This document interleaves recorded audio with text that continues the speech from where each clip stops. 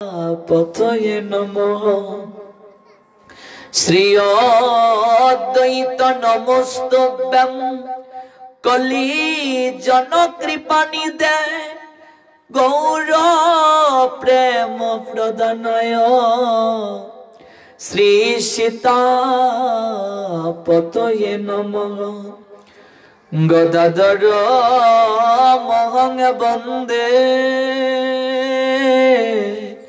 माधवाचार्य नंदन महाभाव स्वरूपं श्री चैतन्य भिन्नरूपिणं श्रीवास पंडितं नौमि गौरांग प्रिय पार्षदं जस्य कृपा लभेनापि श्री गौरांग जयते रति वृंदावै तुलसी देवै प्रिया वै केशवस्य च कृष्ण भक्ति प्रदे देवी सत्यवत्यै नमो नमः अगुणाधांग राशेश्वरी रम्मा गोविंद मोहिनी परं वृषभानुसुतं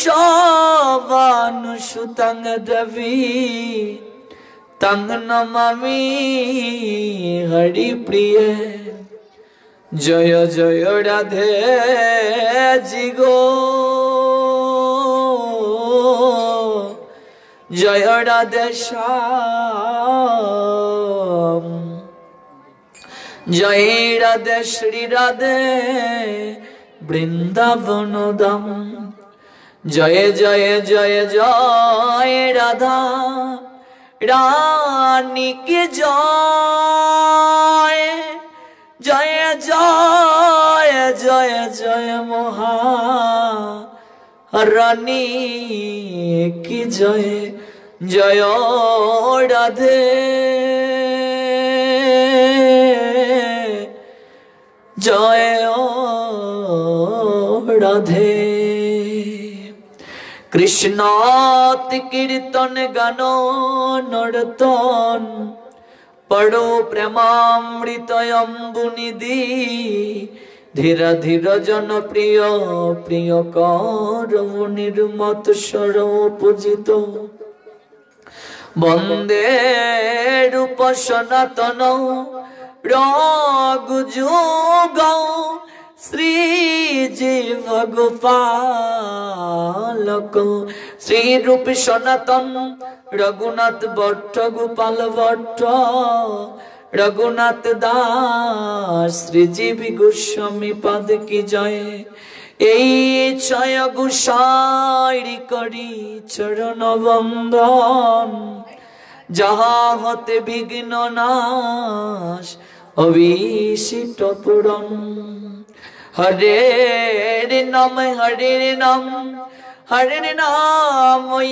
केवलम कलो नस्तव नस्तव नस्तव गतिरन्नता हरि बोलो हरि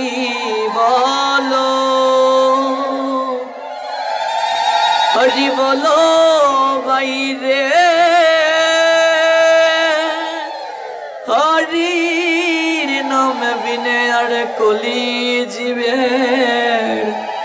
अन्न गति नहीं रे हरे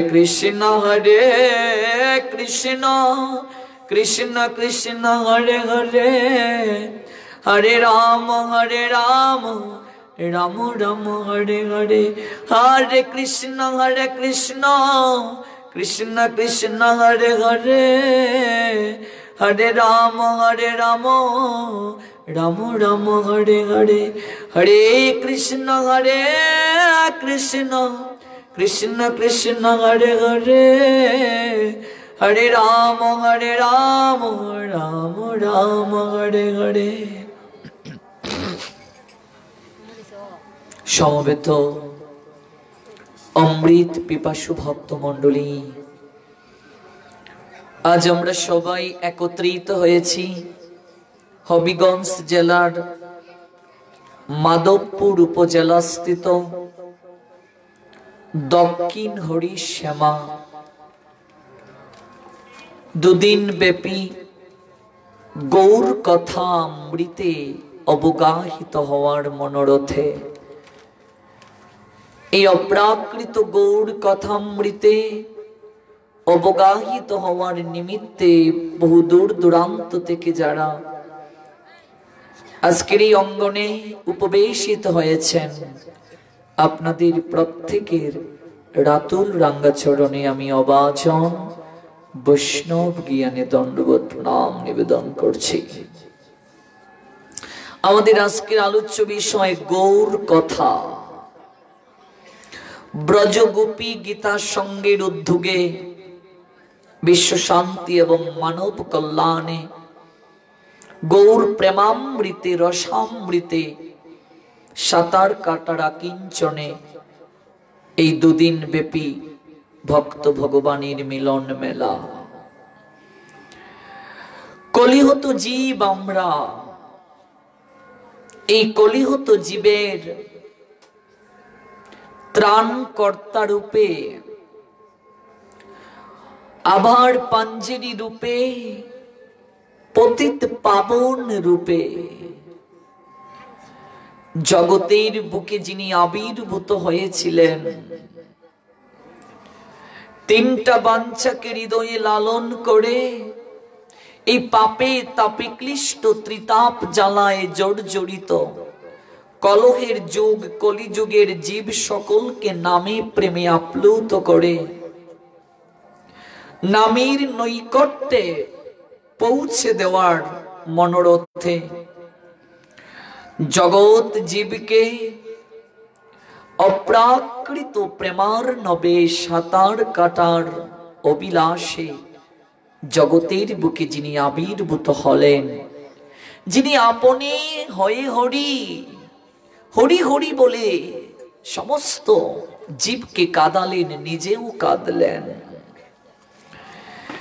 যিনি স্বয়ং ভগবান হয়ে ভক্ত বাপকে হৃদয়ে লালন করে আচরণ করে জগৎ জীবকে শিক্ষা দিলেন, যিনি স্বয়ং ভগবান হয়ে প্রত্যেক দাঁড়ে দাঁড়ে কাঙ্গালের নিয়ায় ছুটে বেরিয়েছেন, আর যাকে পেয়েছেন হাতে ধরে পায়ে ধরে শিক্ষা দিলেন, বজ কৃষ্ণ কহ কৃষ্ণ লহ কৃষ্ণ নাম রে। তিনি আমাদের প্রেম পুরুষোত্তম,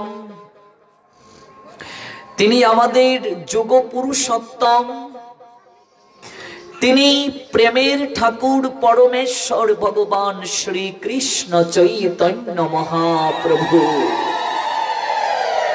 এই কলির উদ্ধার কর্তা রূপে এই জগতের বুকে তিনি আবির্ভূত হয়েছিলেন। আমরা তারই অপ্রাকৃত কথা শ্রবণ করার জন্য এই দুদিন ব্যাপী আমরা উপবেশিত হয়েছি। গৌর কথা আলোচ্য বিষয় রূপে নির্ধারণ করা হয়েছে। গৌর কথা শ্রবণ করব, গৌরকে তাকে তো প্রথম চিনতে হবে। এমন গৌরাঙ্গ বিনে নাহিয়ার, হেন অবতার হবে কি হয়েছে, হেন প্রেম পরচার অমন গৌরাঙ্গ বিনে নাইয়ার, গৌরাঙ্গ বিনে নাইয়ার, হেন অবতার হবে কি হয়েছে, হেন প্রেম পরচার। ওরে মন, গৌরাঙ্গ বিনে জগতের বুকে আর কেউ নেই, কলিহত জীবের আর কেউ নেই। হেন অবতার হবে কি হয়েছে, হেন প্রেম পরচার। এরকম অবতার জগতের বুকে আর কখনো আসেনি, আর ভবিষ্যতেও আসবে না আমার গৌরাঙ্গ সুন্দরের মতো। তাহলে কে সেই গৌরাঙ্গ সুন্দর? যেই কৃষ্ণ সেই গৌর, সেই জগন্নাথ। কৃষ্ণ যিনি, গৌর তিনি, জগন্নাথ তিনি। স্বয়ং কৃষ্ণই গৌর রূপে জগতে আসলেন। তাহলে প্রশ্ন আসতে পারে, কৃষ্ণ স্বয়ং গৌরাঙ্গ রূপে কেন জগতের বুকে আসলেন? কেন তার গৌরাঙ্গ রূপে জগতের বুকে আসতে হলো? তাছাড়া কৃষ্ণের গায়ের বরণ আমরা তো জানি কালো। তাহলে কালো বরণ রেখে গৌর বরণ কেন হলেন? এই কালো বরণ রেখে গৌর বরণ কেন হলেন? আর কৃষ্ণকে কেন গৌরাঙ্গ রূপে আসতে হলো? এই কথা জানতে গেলে আমাদেরকে আরো অনেক পিছিয়ে যেতে হবে, অর্থাৎ ব্রজলীলার শেষ অংশে। ব্রজলীলার শেষ অংশে অক্রূরের রথে চড়ে যখন ভগবান মথুরায় আসলেন, যেদিন অক্রূর ভগবানকে নিয়ে আসবেন বৃন্দাবন থেকে। বৃন্দাবনে গোবিন্দ ছিলেন 9 বছর 7 মাসের উপরে। 9 বছরের উপরে বৃন্দাবনে ছিলেন। অক্রূর কৃষ্ণকে বৃন্দাবন ছেড়ে মথুরায় আনতে গেলেন। কেন? তার কারণ হচ্ছে কর্তব্য সম্পাদনের জন্য। মানুষ যেখানে বেশি ভালোবাসা পায় সেই জায়গাতেই থাকতে চায়, কম ভালোবাসার স্থানে মানুষ থাকতে চায় না। মার থেকে যদি সন্তান মাসির কাছে আদর ভালোবাসা বেশি পায়, সন্তান মাসির প্রতি বেশি অনুরাগী থাকে। মানবের স্বভাব হচ্ছে কম ভালোবাসার স্থানে সে থাকতে চায় না, বেশি ভালোবাসা যেখানে সেখানেই থাকতে চায়। কিন্তু ভগবানের স্বভাব সেরকম নয়। ভগবান বলছেন, যে যতমাম প্রপদ্যন্তে তাং তথায়ব ভজামিহম মাম বর্তয়নুবর্তন্তে মনুষ্যে পার্থ সর্বস্ব। হে পার্থ, যে আমাকে যেভাবে ভজনা করে আমি তাকে সেইভাবে পুরস্কৃত করে থাকি। যে আমাকে যতটুকু ভালোবাসে, ভগবান বলছেন আমি তাকে অনুরূপ প্রতিদান প্রদান করে থাকি। কেউ যদি ভগবানকে কম ভালোবাসে, ভগবান তাকে নিরাশ করেন না, তাকেও তিনি সেই ভালোবাসার মূল্যায়ন করেন। যে বেশি ভালোবাসে, ভগবান তাকে সেই অনুপাতে মূল্যায়ন করেন। কিন্তু মানবের ধর্ম আলাদা। মানুষকে যে বেশি ভালোবাসবে, কম ভালোবাসার স্থান ত্যাগ করে সে ওই জায়গায় চলে যাবে। তাহলে আমরা শাস্ত্র থেকে জানতে পাই ভগবানের সবচেয়ে বেশি ভালোবাসার স্থান। এবং ভগবানকে যদি অতিরিক্ত কেউ ভালোবাসে, অর্থাৎ শুধু অতিরিক্ত বললেও ভুল হবে, সর্বশ্রেষ্ঠ যদি কেউ ভালোবাসাটা দিয়ে থাকে, পরম ভালোবাসা দিয়ে থাকে, পরম মানে সর্বশ্রেষ্ঠ, এর উপরে আর কিছু হতে পারে না। সবচেয়ে ভালোবাসা, পরম ভালোবাসাও যদি কেউ দিয়ে থাকে, তাহলে সেই ভালোবাসাটা দিয়েছিল ব্রজবাসীগণ, মানে বৃন্দাবনের ভক্তরা। কিন্তু আপনারা যে নামকরণ করেছেন ব্রজগোপী, বাহ, ব্রজগোপী। গোপী কাকে বলে মা? গোপী মানে গোপনে যে ভজন করে, গোপনে যে ভজন করে, অর্থাৎ কাউকে বুঝতে দেয় না। ব্রজগোপী, ব্রজের গোপী যারা, তো ব্রজের গোপীরাই সর্বশ্রেষ্ঠ প্রেমিক, সর্বশ্রেষ্ঠ প্রেমিকা তারা। ব্রজের গোপ গোপী সর্বশ্রেষ্ঠ প্রেমিক প্রেমিকা তারা। এই রকম শ্রেষ্ঠ করে কেউ আর ভালোবাসতে পারে নাই গোবিন্দকে, কেউ ভালোবাসতে পারে নাই ব্রজ গোপীদের মতো করে, কেউ ভালোবাসতে পারে নাই। আমরা গীতাতে দেখতে পাই ভগবান বলছেন মন মনা ভব, হে অর্জুন তোমার মনটা আমাকে দাও, মদ ভক্ত আমার ভক্ত হও, মদ ইয়াজি আমার পূজক হও, মাম নমস্করু আমাকে প্রণাম নিবেদন করো, মামেবয়াস্যসি প্রতি জানে প্রিয় অসীমে, তুমি আমার প্রিয়।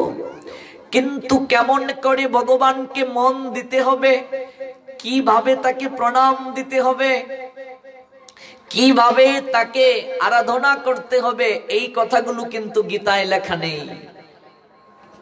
মনমনা ভক্ত কারা, মনমনা ভক্তের লক্ষণ কি, এই কথাও কিন্তু গীতায় লেখা নাই। তো মনমনা ভক্তকে এই কথাটা ভগবান নিজেই জগৎজীবকে জানিয়ে দিলেন। ভগবান বললেন এই ত্রিলোকের মাঝে আমার ব্রজগোপীরাই মনমনা ভক্ত, যারা আমাকে সর্বশ্রেষ্ঠ ভালোবাসাটা দেয়, সর্বশ্রেষ্ঠ ভক্ত বৃন্দাবনের ভক্তরা। এই জন্য মথুরায় কিংবা দ্বারকায় এই দুই জায়গায় ভগবান যখন ছিলেন তখনও ঘুমের ঘুরে ভগবান চিৎকার করে উঠতেন রাধা রাধা বলে। গৌরকে বুঝতে গেলে পিছনের কথা না শুনলে গৌরকে বোঝা যাবে না। গৌর কিভাবে আসলেন, পিছনের কথা শুনতে হবে। এই গৌরাঙ্গ কোন ভাব নিয়ে আসলেন? দ্বারকায় যখন ছিলেন তখনও ঘুমের ঘুরে চিৎকার করে উঠতেন গোবিন্দ রাধে রাধে রাধে বলে। ভগবানের প্রধান যে মহিষীরা ছিলেন রুক্মিণী, সত্যভামা, জাম্বুবতী, এই যে প্রধান মহিষী যারা, সেই মহিষীরা রোহিণী মায়ের কাছে গেলেন, বলরামের মা, গিয়ে বলছেন মাতা আমরা আমাদের প্রাণনাথকে এতটা সেবা করি, এতটা ভালোবাসি, কিন্তু মাতা এত ভালোবাসা দেওয়ার পরও আমাদের প্রাণনাথ ঘুমের ঘুরে প্রলাপ বকেন, চিৎকার করে উঠেন। কি নামে চিৎকার করে? বধূমাতা। এবার ভগবানের মহিষী যারা তারা বলছেন মাতা আমাদের প্রাণনাথ ঘুমের ঘুরে একটি নামে চিৎকার করে উঠেন, আমরা জানতে খুবই কৌতূহলী, আমরা জানতে খুবই আগ্রহী। মাতা আমাদের প্রাণনাথ ঘুমের ঘুরে যে নামটি বলে চিৎকার করে উঠেন, আমরা প্রাণনাথের মুখে যে নামটি উচ্চারিত হতে শুনেছি সেই নামটি হচ্ছে আমাদের প্রাণনাথ ঘুমের ঘুরে রাধা রাধা রাধা বলে চিৎকার করে উঠেন। মাতা একটি বার কৃপা করে বলুন হগো কে সেই রাধা রানী, ওই রাধাটা কে গো মা? ঘুমের ঘুরে আমার প্রাণনাথ চিৎকার করে উঠেন, ওই রাধাটা কে? এতটা ভালোবাসা দেওয়ার পরও আমাদের প্রাণনাথ ওই নামটা মুখে উচ্চারণ করে, একটিবার জানতে চাই ওই রাধাটাকে। রোহিণী মা বলছেন বধূগণ এটা তো অনেক গোপনীয় কথা, সবার কাছে বলা যাবে না। বৃন্দাবনের কথা, বৃন্দাবনের লীলা সবাইকে বলতে নেই। তাছাড়া আমার আমার কৃষ্ণ বলরামের বৃন্দাবনের প্রতি একটা আকর্ষণ রয়েছে। তারা যদি ওই বৃন্দাবনের কথা শুনতে পায় ওরা পাগলের মতো হয়ে যাবে। চরণে জড়িয়ে ধরে বধূগণ বলছে, না মাতা, একটিবার জানতে চাই আমরা সেই লীলা। এমন কি ভালোবাসা ওরা দিয়েছিল ঐশ্বর্যের মাঝে থেকেও, রাজ সিংহাসনে থেকেও আমাদের প্রাণনাথ ঘুমের গুড়ে তাদেরকে স্মরণ করে। শুনেছি মাতা ওরা নাকি ব্রজ গোয়ালি, ওদের নাকি আমাদের মতো বিশাল অট্টালিকা নাই, অর্থ নাই, সম্পদ নাই, বিত্ত নাই, বৈভব নাই। তাহলে মাতা রাজ সিংহাসনে থেকেও আমাদের প্রাণনাথ ওদের কথা কেন স্মরণ করে? কি আছে ওদের যা আমাদের মাঝে নাই? আমরা এত সেবা করার পরও আমাদের প্রাণনাথ ওদের কথাই স্মরণ করে, ওদেরকেই ভালোবাসেন, ওদের নামে প্রলাপ বকেন। একটি বার কৃপা করে বলুন মাতা, আমরা বৃন্দাবনের কথা শুনতে চাই, বৃন্দাবনের কথা শুনতে চাই। কি আছে ওদের? রোহিণী মাতা বলছেন, তাহলে কৃষ্ণ বলরাম যখন থাকবে না গৃহে, ঠিক তখনই তোমাদেরকে এই কথা শোনাবো। তবে হ্যাঁ, সুভদ্রাকে দ্বার রক্ষিকা রাখছি। সুভদ্রা, তুমি কৃষ্ণ বলরাম যখনই ফিরে আসবে সঙ্গে সঙ্গে ইঙ্গিত করবে, আমরা আলোচনা বন্ধ করে দেব। কৃষ্ণ কোথায় থাকেন গো? নয়ম তিষ্টামি বৈকুণ্ঠে যোগিনাম হৃদয়ে নচ মদ্বাকতা যত্র গায়ন্তি তত্র তিষ্টামি হে নারদ হে নারদ। আমি বৈকুণ্ঠে ও থাকি না, আমি যোগীদের হৃদয়ে ও থাকি না।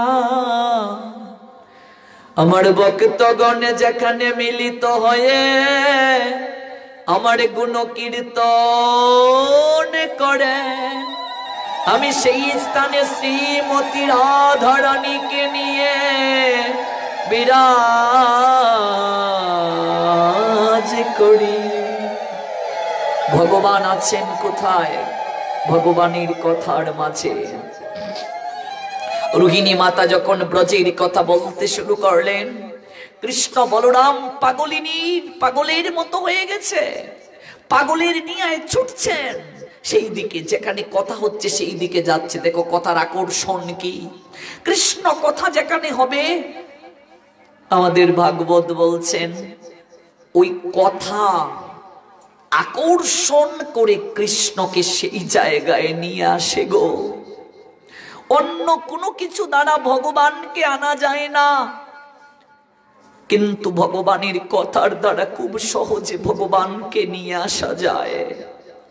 কৃষ্ণ নাম নিরন্তর যাহার বদনে, কৃষ্ণ নাম সর্বদা যিনি উচ্চারণ করেন, কৃষ্ণ চিন্তা সর্বদা যিনি করেন, ভগবান কৃষ্ণ সেই ব্যক্তিকে ছেড়ে কখনো আর যেতে পারেন না, কখনো যেতে পারেন না। কৃষ্ণ নাম নিরন্তর যে শ্রবণ করেন। পাগলের নিয়ায় কৃষ্ণ বলরাম আসছেন। সুভদ্রাকে দ্বার রক্ষিকা রাখা হলো।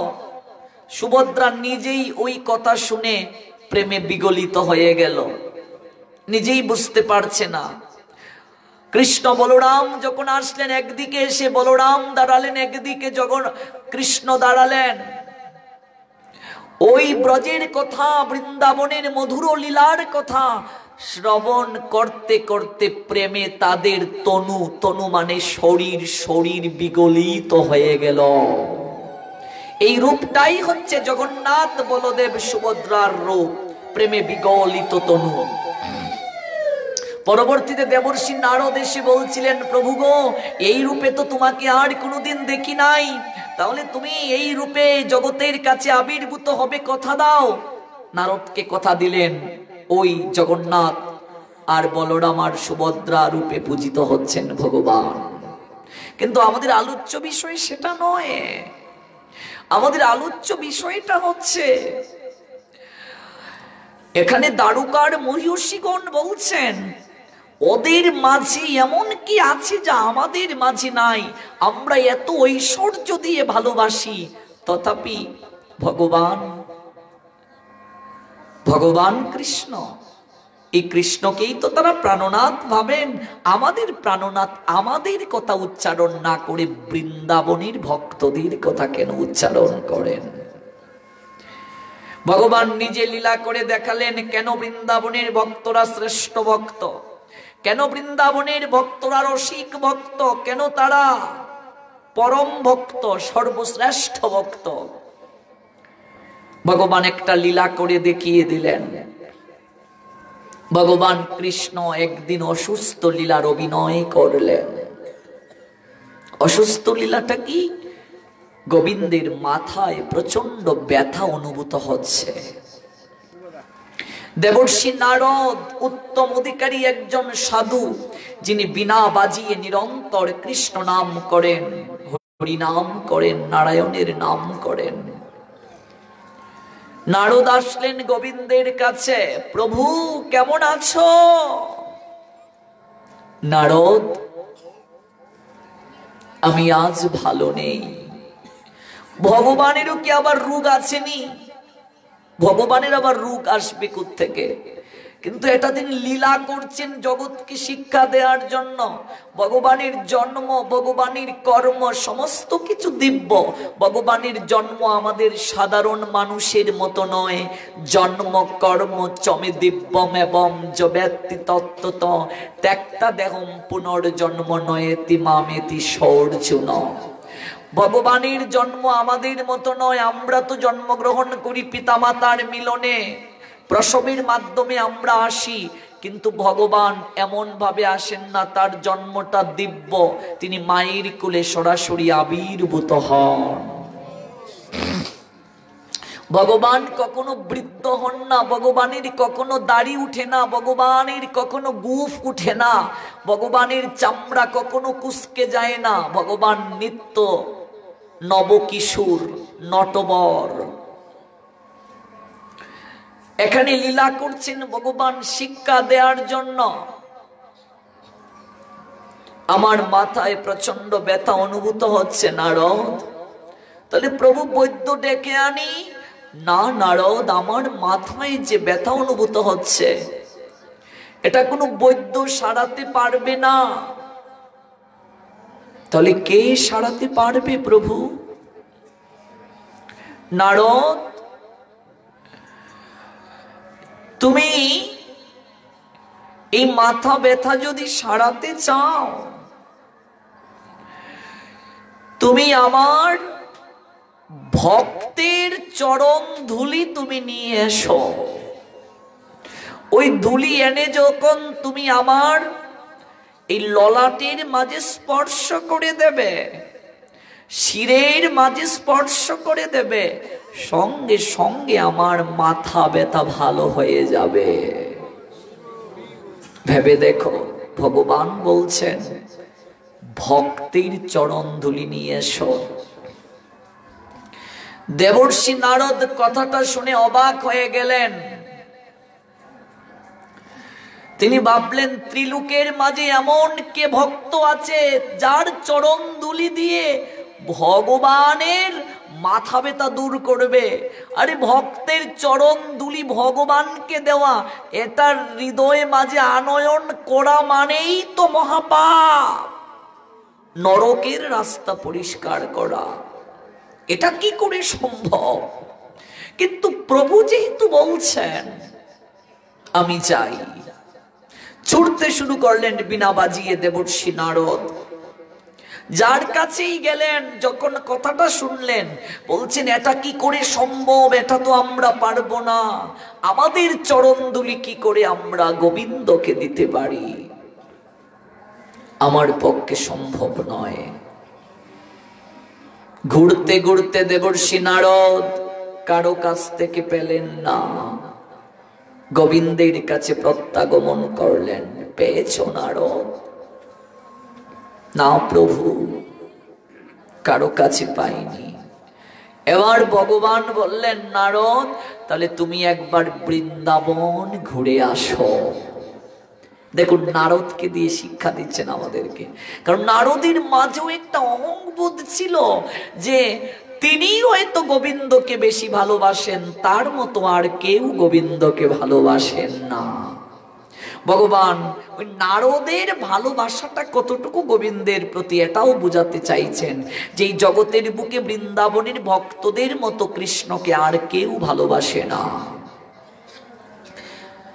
দেবর্ষি নারদ মনে মনে ভাবছেন, ত্রিলোক ঘুরলাম, কারো কাছ থেকে পেলাম না এত এত শুদ্ধ ভক্ত। গোবিন্দ প্রভু আমাকে পাঠালেন একটা ব্রজপল্লীতে, অজপাড়া পল্লী, মাঠে গরু চড়ায় ওরা, দধি মাখন ছানা মথুরার হাটে বিক্রি করে যারা সংসার চালায়। আমি একটা পল্লীতে যাব তাদের চরণধুলি আনতে, তারা আবার শুদ্ধ ভক্ত কি করে হলো? দেবর্ষি নারদ মনে মনে ভাবছেন। এরপরেও প্রভু যেহেতু বলছেন যেতে তো হবেই,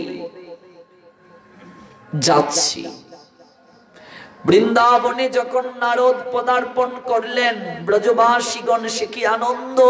ওহে দেবর্ষি, আপনার মতো মহাত্মন চরণধুলি দিয়েছেন আমাদের এই বৃন্দাবনে, আমরা কৃতার্থ কৃতার্থ। সবাই এমন ভাবে গিরে ধরলো, পাদ প্রক্ষালন করলো, পুষ্পাঞ্জলি দিল। নারদ অবাক হলেন, সাধুকে কি করে মূল্যায়ন করতে হয়! আহা আহা, এ তো মূল্যায়ন, সাধুকে এত সম্মান মর্যাদা দিচ্ছে। নারদ, আমাদের প্রাণনাথ কেমন আছেন? কেমন আছেন আমাদের প্রাণনাথ? ব্রজগোপীদেরকে বলছেন, প্রভু ভালো নেই। ভালো নেই? কি হয়েছে আমাদের প্রভু? প্রভু অসুস্থ, প্রভু অসুস্থ। নারদ একটিবার বলো কি হয়েছে? প্রচন্ড মাথা ব্যথা অনুভূত হচ্ছে। মাথা ব্যথা? প্রভু বলেছেন, তোমাদের চরণের ধুলি প্রভুর নিকটে নিয়ে যেতে। ওই ধুলি যদি প্রভুর ললাটকে স্পর্শ করে দেয়া হয়, প্রভু ভালো হয়ে যাবেন। কথাটা শোনা মাত্রই ব্রজগোপীগণ বলছেন, দেবর্ষি, প্রভু কি আমাদের কথাই বলেছেন প্রথম? না, প্রথম তোমাদের কথা বলেননি। আমি ত্রিলোক ঘুরেছি, কেউ চরণ ধুলি দিতে রাজি হলো না। সবাই বলে, আমরা কি গোবিন্দকে ধুলি দিয়ে নরকে যাব? প্রভু বলছেন শুদ্ধ ভক্তের চরণ ধুলি নিয়ে যাওয়ার জন্য। ব্রজগোপীগণ দেবর্ষি নারদের কাছে এসে করজোড় করে বলছে, দেবর্ষি, আমরা শুদ্ধ ভক্ত কিনা জানি না, ভক্ত কি করে হতে হয় আমরা জানি না দেবর্ষি। কিন্তু দেবর্ষি, আমরা এক তিল পরিমাণ সময়ও গোবিন্দকে দর্শন না করে থাকতে পারি না। আমরা শুদ্ধ ভক্ত কিনা জানি না দেবর্ষি, কিন্তু তিলেক পরিমাণ সময়ও কৃষ্ণ চিন্তন ব্যতীত আমরা থাকতে পারি না। দেবর্ষি, আমাদের প্রাণনাথ যখন আমাদের কাছে ছিলেন, আমরা কাষ্ঠ থেকে ফল তুলে নিজে খেয়ে পরখ করে দেখেছি সেই কোন ফলটা মিষ্টি, কোন ফলটা টক। টক ফলটা আমরা আমাদের প্রাণনাথের মুখে কখনো তুলে দেইনি, মিষ্ট ফলটা আমরা তুলে দিয়েছি। ফলের মাঝে বিষ আছে কিনা আমরা পরখ করে দেখেছি। দেবর্ষি, ওরে বিষ যদি তাকে আমরা খেয়ে মরবো, আমাদের প্রাণনাথকে মরতে দেব না। সখাগণ ওরা কাঁধে চড়েছে, সম্পূর্ণ ব্রজবন ঘুরে দেখিয়েছে। আমরা শুদ্ধ ভক্ত কিনা জানি না, তবে দেবর্ষি, আমরা আমাদের প্রাণের থেকেও কৃষ্ণকে বেশি ভালোবাসি। ভক্ত কিনা জানি না দেবর্ষি, আমাদের প্রাণের থেকে আমরা কৃষ্ণকে ভালোবাসি। জানো দেবর্ষি, আমরা প্রাণের থেকেও তাকে ভালোবাসি। যদি আমাদের চরণ ধুলিতে গোবিন্দ ভালো হয়ে ওঠেন দেবর্ষি, আপনার উত্তরীয় পাথর আমরা আমাদের চরণ ধুলি দিয়ে দেব, আপনি নিয়ে যান। এই ধুলি দেওয়ার কারণে আমাদের যদি নরক যন্ত্রণা পেতে হয়, আমরা নরকে যেতেও রাজি আছি, কিন্তু আমাদের কৃষ্ণ ভালো থাকুক, আমাদের কৃষ্ণ সুখে থাকুক, আমাদের কৃষ্ণ শান্তিতে থাকুক। দেবর্ষি অবাক হয়ে গেলেন। ব্রজগোপীগণ বিচার করলেন না, কিচ্ছুটি করলেন না, তাদের পায়ের সমস্ত ধুলো দিচ্ছেন দেবর্ষিকে। অজুর ধারায় টপ টপ করে চোখের জল পড়ছে। আর এই কথা শোনা মাত্র কয়েকজন ব্রজগোপী অচেতন হয়ে ভূমিতে পড়ে গেলেন। সখী রে, ওরে প্রাণনাথ যদি মরে যায়, ও সখী রে, সখী রে, আমরা প্রাণে বাঁচব না রে। অচেতন হয়ে কেউ পড়ে আছে, কেউ বিলাপ করছে দেবর্ষির কাছে। এই কথা শুনে, ওরে প্রাণনাথ যদি না থাকে আমরা প্রাণে বাঁচবো না রে। দেবর্ষি নারদ অবাক হয়ে গেলেন, এত ভালোবাসা, বিচার করলেন না। হ্যাঁ, চরণের ধুলি সব দিয়ে দিলেন উত্তরীতে। দেবর্ষি নারদ সেই ধুলি নিয়ে বৃন্দাবন থেকে যখন যাবেন, বৃন্দাবনের মাটিকে একটু প্রণাম দিলেন। দেবর্ষি ব্রজগোপীদেরকে প্রণাম দিলেন মনে মনে। ওই গোপিকাগণ, ধন্য তোমরা। আমি ভাবতাম আমি হয়তো গোবিন্দকে ভালোবাসি বেশি, তোমাদের কাছে এসে দেখলাম তোমাদের পাণ্ডিত্য না থাকতে পারে, শিক্ষা না থাকতে পারে, কিন্তু তোমাদের হৃদয়ে যে ভক্তি রয়েছে, প্রেম রয়েছে, জগতে আর কোথাও নেই। পাণ্ডিত্য যারা ভগবানকে পাওয়া যায় না গো মা। শিক্ষা, শাস্ত্রীয় জ্ঞান, পাণ্ডিত্য, অর্থবিত্ত, বৈভব দ্বারা ভগবানকে লাভ করা যায় না। কৃষ্ণ কৃপা লাভ হয় না। কৃষ্ণ কৃপা লাভ করা যায় কেবল হৃদয়ের ভালোবাসা দ্বারা গো, হৃদয়ের প্রেম দ্বারা। যার হৃদয়ে কৃষ্ণের প্রতি প্রেম রয়েছে, ভক্তি রয়েছে, কৃষ্ণ সেই ভক্তের কাছে সুলভ হয়ে যান। ব্রজগোপীদের কি আছে বলো? কিন্তু শ্রেষ্ঠ সম্পদ তারা হৃদয়ের মাঝে রেখেছে, প্রেম সম্পদ, প্রেম ধন। যে প্রেম ধন গৌরাঙ্গ সুন্দর নিয়ে আসলেন, ওই প্রেম ধন কলিহত জীব যে পেল, এই প্রেম ধন মূলত ব্রজের সম্পদ। এই প্রেম ধন বৃন্দাবনের প্রেম ধন, যেটা রাধা রানীর কাছে গচ্ছিত ছিল গো, গৌরাঙ্গ সুন্দর নিয়ে আসলেন। তাই দুদিন আলোচনা, আমরা তো এত বিস্তারিত বলতে পারছি না। 7 দিন গৌর কথা শ্রীমঙ্গল হবে, আমরা বিস্তারিত সেই জায়গায় শুনবো কিভাবে রাধার কাছ থেকে প্রেমদন কৃষ্ণ নিয়ে আসলেন, আর আসলেন সেই প্রেম নিয়ে গৌরাঙ্গ সুন্দর রূপে। ব্রজবাসীদের আছে কেবল নয়নের জল, ব্রজবাসীদের আছে কেবল হৃদয়ে ভক্তি আর প্রেম, নিষ্কাম প্রেম। যে প্রেমের মাঝে কোনো কপটতা নেই, যে প্রেমের মাঝে কোনো চাওয়া পাওয়া নেই, যে প্রেমের মাঝে কোনো আকাঙ্ক্ষা নেই। ওরা প্রাণ খুলে শুধু ভালোবাসা দিয়েই গেছে। 100টা বছর কৃষ্ণ বিরহে ওরা ক্রন্দন করেছে। আমরা বলি ভালোবাসি, প্রেম করি, প্রেমের ডেফিনেশনটাই তো আমরা জানি না।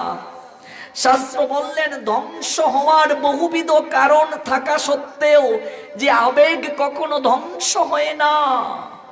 ধ্বংস হওয়ার বহুবিধ কারণ আছে, ধ্বংস হয় না। অর্থাৎ যে আবেগ কখনো বাসি হয় না, যে টান কখনো বাসি হয় না, যে আবেগ কখনো নষ্ট হয় না, যে কোনো পরিস্থিতিতে সেটাকেই প্রেম বলে। ভেবে দেখো মা, রাধারানী 100 বছর কৃষ্ণ বিরহে ক্রন্দন করলেন। যেদিন অক্রূর কৃষ্ণকে রথে করে নিয়ে আসবে, ব্রজবাসীদের কাছে যখন সংবাদটা গেল অক্রূর এসেছে মথুরা থেকে কৃষ্ণকে নিয়ে যাওয়ার জন্য,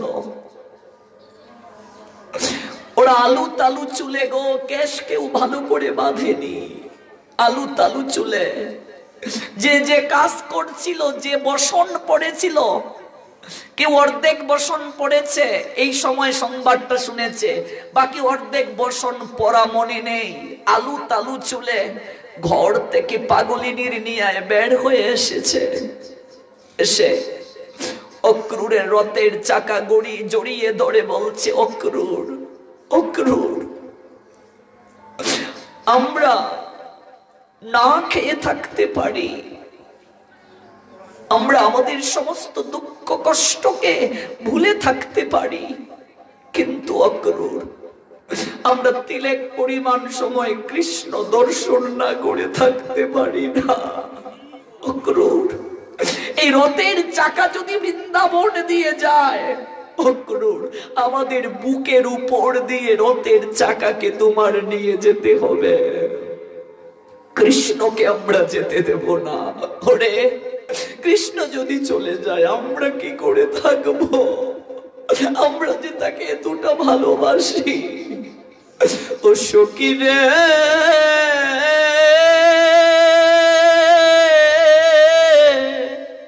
ওরে কি করিব সখী কহ নাই উপায়, ও সখী রে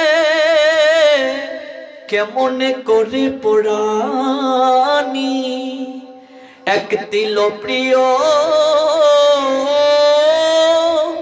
বদন মাধুরী, সখীরে না হেরিলে প্রাণে মরি। সখীরে কি করব বল, এক তিল প্রিয় পলক পড়তে যতটুকু সময় লাগে রে সখী, ততটুকু সময় আমরা কৃষ্ণ দর্শন না করে থাকতে পারবো না। বল না সখী কি করে থাকবো আমরা। রথের চাকা ধরে ক্রন্দন করছে ব্রজগোপীগণ, গাবিগণ, যে গাবিগণকে গোবিন্দ মায়ের মতো দেখতেন, স্তন পান করলেন। গাবিগণ হাম্বা হাম্বা রবে দৌড়ে আসছে গো, সন্তানকে হারালে মা যেমন পাগলিনীর মতো হয়ে যায়, বৃন্দাবনের গাবিরাও যেন আজকে কৃষ্ণ চলে যাচ্ছেন যেন সন্তানকে হারিয়েছে, ওরা পাগলিনীর নিয়ে দৌড়ে আসছে। ঝরঝর করে ওদের চোখ বেয়ে জল ঝরছে, বৃন্দাবনের গাবিদের চোখ বেয়ে। কৃষ্ণ যখন গাবিদের দিকে তাকালেন, গোবিন্দের নয়ন জলে ভেসে গেল। এই জন্যই তো কৃষ্ণ গাবিকে মা বলে ডেকেছেন, এতটা ভালোবাসতেন বৃন্দাবনের গাভীরা গোবিন্দকে। উদ্ধবকে যেদিন পাঠিয়েছিলেন সন্দেশ দিয়ে, সংবাদ দিয়ে, সেই দিন উদ্ধবকেও গোবিন্দ বলেছিলেন একটু আলতু করে আমার গাভীদেরকে তুমি স্পর্শ করে দিও, যেন ওই স্পর্শের মাঝে ওরা আমার পরশকে উপলব্ধি করতে পারে। কতটা ভালোবাসা দেখো। অক্রূরের রথ চাকা জড়িয়ে ধরলেন, গোবিন্দ দেখলেন এইভাবে রথ নিয়ে যাওয়া সম্ভব নয়, সম্ভব নয়। তাই গোবিন্দ রাধা রানীর কাছে গিয়ে বললেন, ওগো রাধে, ওগো রাধে, আমি আজ যাব কাল ফিরে আসবো। ওগো রাধে, আমি আজ যাব, আমি কাল ফিরে আসবো, আমাকে তুমি বিদায় দাও, আমি আজ যাব, আমি কাল ফিরে আসবো। ব্রজলীলা মধুর থেকে মধুর তরগ। নন্দ মহারাজের যে কি হয়েছিল, যশোদার যে কি হয়েছিল, সে তো করুণ বিদারক ঘটনা। আজ যাব কাল ফিরে আসবো, এই যে প্রবোধ সান্ত্বনা দিয়ে রাধারানীকে গেলেন গোবিন্দের, কাল আর কখনো হলো না গো। একদিন, দুদিন, 3 দিন, তারপর সপ্তাহ, পক্ষ, তারপর মাস, তারপর বছর, এইভাবে 100 বছর। 100 বছর, 100 বছর বিরহে ছিলেন রাধারানী, কৃষ্ণ বিরহে।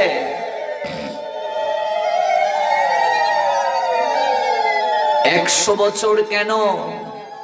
সে আরেক লীলা। শ্রীরামের একটা অভিশাপ ছিল রাধারানীর প্রতি। 100 বছর কৃষ্ণ বিরহে তুমি থাকবে রাধে। আর রাধারানী শ্রীরামকে অভিশাপ দিলেন, ওরে শ্রীরাম, তুই অসুর কুলে জন্ম নে। ওই শ্রীরাম আসলো তুলসীর স্বামী শঙ্খচূড় হয়ে। 100 বছর শ্রীরামের অভিশাপের কারণে ব্রজবাসী কৃষ্ণ সঙ্গ থেকে বঞ্চিত হলো। আসবো না, কাল আসবো, কাল আসবো না, পরশু আসবো, এইভাবে কবে আসবে, কবে আসবে, কবে আসবে আমার কালো সোনা। অপেক্ষার প্রহর আর পোহালো না। তাহলে রাধারানী কি নতুন কাউকে মনে ঠাই দিল? নতুন কাউকে কি ভালোবাসলো রাধারানী? 100টা বছর কৃষ্ণকেই চিন্তন করলেন রাধারানী, আর কাউকে তিনি ভাবলেন না 100টা বছর। এই জন্যই তো রাধারানীর প্রেম। এই প্রেমের কাছে গোবিন্দ নিজে পরাজিত। 100 বছর বিরহে থাকার পরও রাধারানী কৃষ্ণ ব্যতীত আর কারো চিন্তন করলেন না। আমরা যারা রাধা কৃষ্ণের প্রেমের সঙ্গে এই জড় জগতের প্রেমকে তুলনা করি, ভেবে দেখো কতটা মূর্খ আমরা। 100 বছর রাধারানী কৃষ্ণ ব্যতীত আর কারো চিন্তন করলেন না। 100টা বছর কাঁদলেন গোবিন্দের জন্য। সে কত যে বিরহ রাধারানীর, ওই বিরহ পদগুলো শুনলে চোখে জল ধরে রাখা যায় না। কত যে বিরহ রাধারানীর। 100 বছর গোবিন্দ দেখলেন রাধা আমাকে ভালোবেসে সারাটা জীবন কাঁদলো। ওই কান্নার মাঝেও আবার সুখ খুঁজে পায়। সখীদেরকে রাধারানী ডেকে বলছেন, সখীরে, ওরে মরিব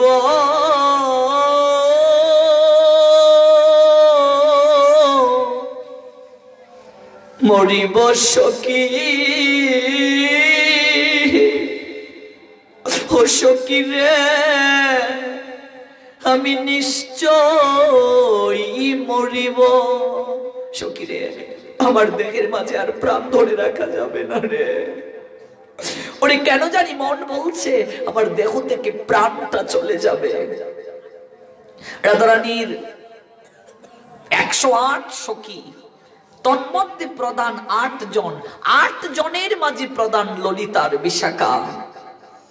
প্রত্যেকেরই জীবনে কেউ না কেউ একেবারে অন্তরঙ্গ থাকে, যাকে জড়িয়ে ধরে হৃদয়ের সমস্ত কথাগুলোকে বলা যায়, যাকে জড়িয়ে ধরলে এক অন্যরকম প্রশান্তি খুঁজে পাওয়া যায়, যার কাছে হৃদয়ের সমস্ত কথাগুলো অকপটে স্বীকার করা যায়। কোনো লজ্জা অনুভূত হয় না, কোনো কষ্ট অনুভূত হয় না, কোনো মান অভিমান কাজ করে না, হালকা হয় সেই কথাগুলো ব্যক্ত করে।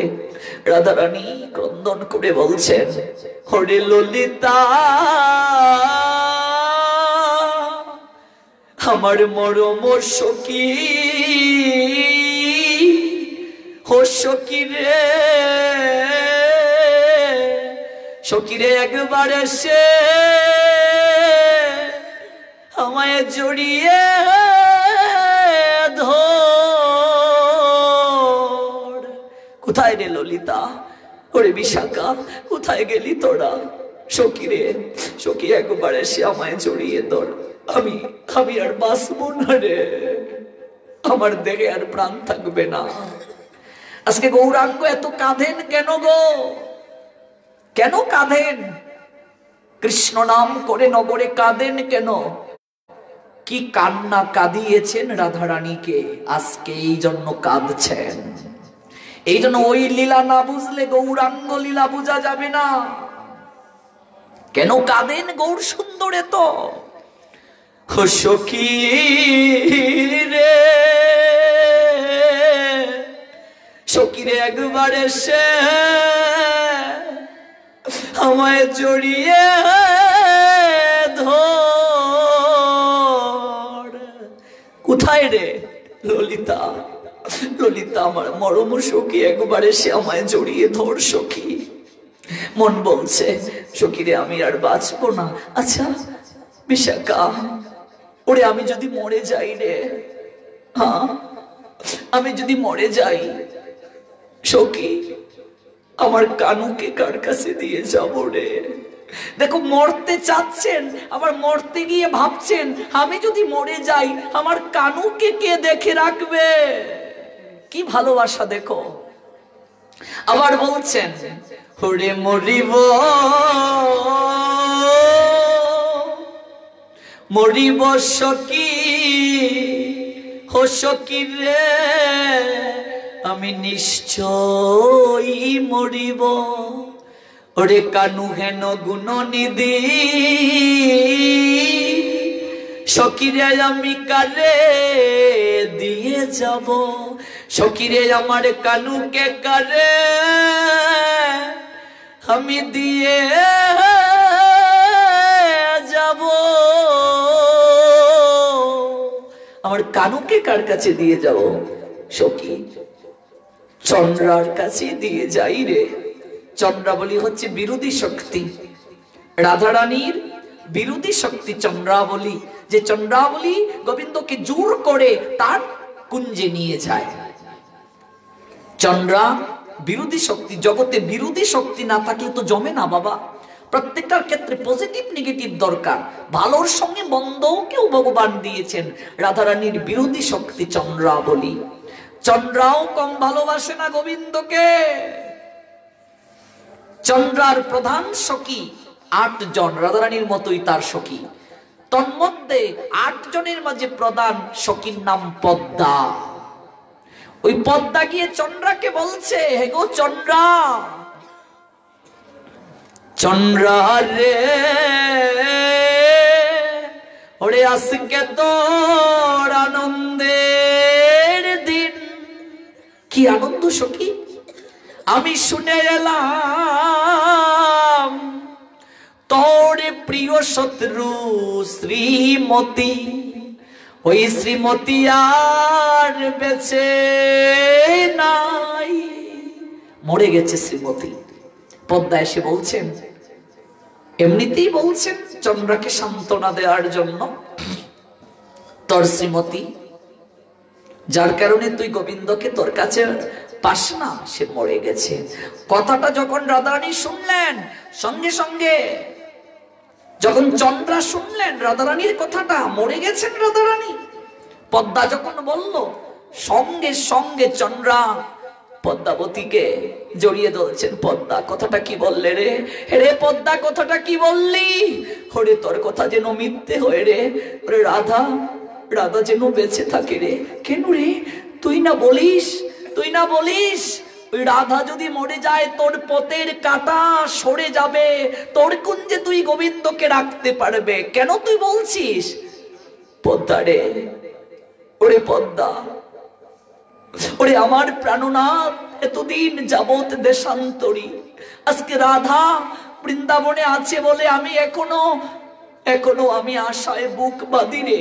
পদ্মা, কোনো একদিন না একদিন আমার কৃষ্ণ বৃন্দাবনে ফিরে আসবে। আমি আজও আশায় বুক বাঁধি, ওই রাধারানী আছে বলে আমার কৃষ্ণ কোনো না কোনো দিন হলেও বৃন্দাবনে ফিরে আসবে। কিন্তু রাধারানী যদি মরে যায় রে পদ্মা, আর কোনোদিন আমার কৃষ্ণ বৃন্দাবনে ফিরে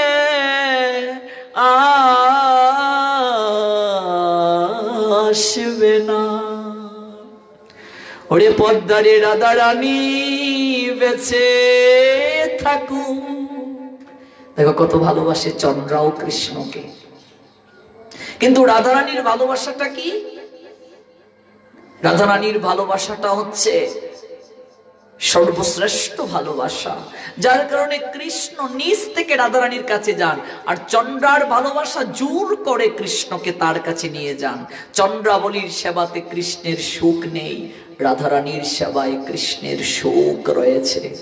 রাধারানীর মরতে গিয়েও ভাবেন, আমি যদি মরে যাই আমার প্রাণনাথকে আমি কার কাছে দিয়ে যাব। আমার কখনো কখনো বিলাপ করে বলছেন, অজ্ঞান হয়ে পড়ে গেছেন রাধারানী, হঠাৎ উঠলেন, দেখলেন আকাশ দিয়ে বায়স যাচ্ছে। বায়স মানে কাক, একটা কাক যাচ্ছে। কাককে বায়স বলা হয়। ওই বায়সকে উদ্দেশ্য করে রাধারানী বলছেন, এ বায়স যাচ্ছ কোথায় তুমি? তুমি কি মধুপুরীতে যাচ্ছ বায়স? যদি মথুরাতে যাও বায়স, ওই মথুরার রাজ সিংহাসন আলোকিত করে যিনি বসে আছেন, তুমি তাকে গিয়ে একটা প্রশ্ন করবে। বিলাপ করছেন মনের দুঃখে, তুমি তাকে বলিও, কারো গোয়াল গড়ে যদি আগুন লেগে যায় গৃহকর্তার কর্তব্যটা কি? যদি সেই মথুরানাথ তোমাকে বলে গৃহকর্তার দায়িত্ব হচ্ছে দরজাটা খুলে গরুর বাঁধনটাকে খুলে দেয়া, তাহলে তুমি বলিও, আমার হৃদয়ে গৃহে আগুন লেগেছে, ওই আগুনটা সেই লাগিয়ে দিয়ে গেছে, কিন্তু বাহির থেকে দরজা বন্ধ করে দিয়েছে। বাহির থেকে কি দিয়ে দরজা বন্ধ করছে জানো? ওই মথুরার নাথ যাওয়ার সময় আমাকে বলে গিয়েছিল, হে গোরাই ধনী, আমি আজ যাব, কাল ফিরে আসব। এটাই বন্ধন। আমাকে আশায় রেখে গিয়েছে। এই জগতের বুকে আশাই বন্ধন, এই জগতের বুকে কাউকে নিয়ে ভাবাই বন্ধন, এই জগতের বুকে কারো প্রতি মোহিত হয়ে তাকাই বন্ধন। আমাকে বন্ধন করে রেখে গিয়েছে। হেরে বায়স, আমি যদি মরে যাই, সে যে বলে গেল সে কাল ফিরে আসবে, যদি কোনোদিন সে ফিরে আসে, এসে যদি সে জানতে পারে আমি বৃন্দাবনে নাই, এরে বায়স, সে প্রাণ ধারণ করতে পারবে না। দেখো কতটা ভালোবাসেন রাধারানী, যে আমাকে বলে গিয়েছেন ফিরে আসবে। এবার আমি যদি মরে যাই, সে যদি আবার কোনো একদিন ফিরে আসে, ফিরে আসলে সে তো আমাকে পাবে না, আর আমাকে না পেলে সে পাগলের মতো হয়ে যাবে, সেও প্রাণ ধারণ করতে পারবে না। কতটা ভালোবাসলেন রাধারানী, নিষ্কাম ভালোবাসা। গোবিন্দ দেখলেন এতটা ভালোবাসলো রাধারানী, ওই ভালোবেসে আমার নামে ক্রন্দন করে, ক্রন্দনের মাঝেও রাধারানী আনন্দ খুঁজে পায়, সুখ খুঁজে পায়। রাধারানীর অনেক নাম রয়েছে, অনেক নামের মাঝে একটা নাম হচ্ছে কাচিত। কাচিত রাধারানীর নাম। কাচিত শব্দটার অর্থ হচ্ছে যে কৃষ্ণ নামে ক্রন্দন করেও সুখ অনুভব করে। রাধারানী কৃষ্ণ বলে কাঁদেন, ওই কাদার মাঝেও তিনি আনন্দ পান, ওই ক্রন্দনের মাঝেও তিনি সুখ খুঁজে পান। এবার গোবিন্দ ভাবছেন, রাধারানী সারাটা জীবন আমাকে ভালোবেসে কাঁদলো, আশায় বুক বেঁধে প্রতিজ্ঞার প্রহর গুনল, ওই ভালোবাসার মাঝে এমন কি সুখ রয়েছে, একটিবার আমাকে দেখতে হবে, আমাকে দেখতে হবে এই ভালোবাসার মাঝে সুখ কি আছে। এবার আমি যদি কৃষ্ণ ভাব নিয়ে জগতে যাই, তাহলে তো আমি এটা উপলব্ধি করতে পারবো না। আমি যদি রাধার ভাবটাকে নিয়ে জগতের বুকে যাই, তাহলে আমি উপলব্ধি করতে পারবো এই ভালোবাসার মাঝে এমন কি সুখ আছে। তাই গোবিন্দ তিনটা ভাবকে হৃদয়ে লালন করলেন, তিনটা বাঞ্ছা, ওই তিন বাঞ্ছা হৃদয়ে লালন করে কৃষ্ণ ওই কলিযুগে আসলেন। তিনটা বাঞ্ছা কি? রাধা কৃষ্ণ প্রণয় বিকৃতি লাদিনী শক্তিরম্মা দেকাত্মা না বয়পি ভুবি পুরা দেহ বেদম গতৌত চৈতন্য ক্যাং প্রকট মধুনা তদ্বয়ং চৈকামাপ্তম রাধা ভাব দূতি সুবলিতম নৌমি কৃষ্ণ স্বরূপম। শ্রীকৃষ্ণ প্রণয়ে স্বরূপা শ্রী রাধিকা হলেন কৃষ্ণের লাদিনী বা আনন্দদায়িনী শক্তি। স্বরূপগত দিক থেকে কৃষ্ণ আর রাধা রানী কখনো ভিন্ন নয়। লীলারস আস্বাদিতে দুই দেহধারী, ওই লীলা যখন শেষ রাধা রানী কৃষ্ণের শরীরে প্রবেশ। রাধা কৃষ্ণ আলাদা কেউ নয়, লীলারস আস্বাদিতে ধারণ করেছেন আরেকটা দেহ লীলায় সহায়তা করানোর জন্য। লীলা শেষ, কৃষ্ণের মাঝে রাধা রানী প্রবেশ করেছেন। এই জন্য বলছেন লাদিনী শক্তি অভিন্ন শক্তি, সেই শক্তিকে প্রণাম করি নিবেদন। কিন্তু আমি কেন আসলাম, এই গৌরাঙ্গ সুন্দর রূপে আমি কেন আসলাম, এই শ্লোকটাতে বলছেন, চমৎকার শ্লোক। শ্রী রাধয়া প্রণয় মহিমা কীদৃশ বানয়বা সাদা যে নায়দ্ভূত মধুরিমা কীদৃশ বামোদীয় শক্তং চাস্য মদনুভবত কীদৃশং ব্যতিলুবাত তদ্বাদ্য সমজনি শচি গর্ভ সিন্ধু হরিন্দি। শ্রী রাধয়া প্রণয় মহিমা, কি চমৎকার দেখুন। শ্রী রাধয়া প্রণয় মহিমা, শ্রী রাধয়া মানে শ্রী রাধার, প্রণয় মহিমা মানে প্রেমের মাহাত্ম্য। কীদৃশবা, কীদৃশবা শব্দটার অর্থ হচ্ছে কেমন হবে। আমি জানতে চাই রাধার প্রেমের মহিমা কেমন ছিল। এর সপ্তাহব্যাপী শুনতে পারলে বুঝতে পারতেন একেবারে ধারাবাহিক ভাবে। আমরা তাকে স্পর্শ করে করে চলে এসেছি ব্রজর লীলা থেকে। রাধার মহিমা, প্রেমের মহিমা কেমন ছিল, রাধার প্রেমের মহিমাটা কি এটা বুঝতে হবে। কিন্তু এটা যদি বুঝতে হয় তাহলে তো আমার কৃষ্ণ ভাব মানে ভগবত্তা ভাবটা যদি আমার মাঝে থাকে, হ্যাঁ পুরুষ ভাব অর্থাৎ কৃষ্ণ ভাব, এই ভাবটা যদি আমার মাঝে থাকে তাহলে তো আমি সেটা উপলব্ধি করতে পারবো না। আপনি যাকে ভালোবাসেন, আপনি তাকে যদি উপলব্ধি করতে চান, তার মনের মতো আপনার মনটাকে সাজাতে হবে, নইলে আপনি তাকে অনুভব করতে পারবেন না। আবার কৃষ্ণ দেখলেন রাধা রানীকে বুঝতে হলে ওই রাধার মনটা আমাকে চুরি করতে হবে, অর্থাৎ রাধার মনটাকে আমার মনে স্থানান্তরিত করতে হবে। তাহলে আমি বুঝতে পারবো কিভাবে সে ভালোবেসেছিল, কিভাবে সে ভালোবেসেছিল। প্রশ্ন আসতে পারে মহাপ্রভু স্বয়ং ভগবান, তাহলে তিনি কেন কৃষ্ণ কৃষ্ণ বলে কাঁদলেন? প্রশ্ন আসতে পারে না? দেখুন কি সুন্দর প্রশ্ন করছেন পদকর্তা। ও কানাই কি অভাবে কার ভাবে বাই ব্রজ ছেড়ে এলে। তোমার অভাবটা কি কানাই? কি অভাবে তুমি আর কার ভাবটাকে নিয়ে তুমি ওই ব্রজ ছেড়ে এলে? মধুর বৃন্দাবন ত্যায্য করে তুমি দেশান্তরী হলে।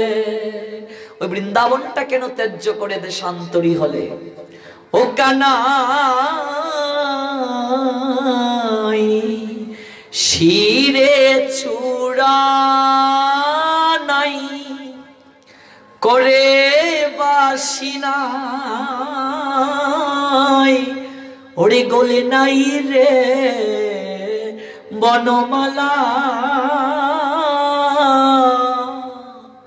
গৌরাঙ্গ সুন্দর যে আসলেন, তার শিরের চূড়া কি হলো, করের বাসি কি হলো, গলের মালাটা কি হলো, সব ব্যাখ্যা আছে। ও কানাই শিরে চূড়া নাই, করে বাসি নাই, ওরে গলে নাই রে বনমালা। ও কানাই আপনি হয়ে হরি, তুমি কেন বলো হরি, হরি হরি বলে কেন কাঁদো, আপনি হয়ে হরি কেনই বলো হরি, হরি হরি বলে কেন কাঁদো। তুমি নিজে হরি হয়ে হরি বলে কেন কাঁদছ, তুমি স্বয়ং কৃষ্ণ হয়ে কৃষ্ণ কৃষ্ণ বলে কেন কাঁদছ? উত্তরটা দিচ্ছেন, বলছেন রাধার প্রণয় মহিমা কেমন হবে সেটা আমাকে বুঝতে হবে, এটা প্রথম কারণ। তিনটা কারণ নিয়ে মহাপ্রভু আসলেন, আর অনেক কারণ আছে কিন্তু মুখ্য তিনটা, তিন বাঞ্ছা। রাধার প্রণয় মহিমাটা কি হবে?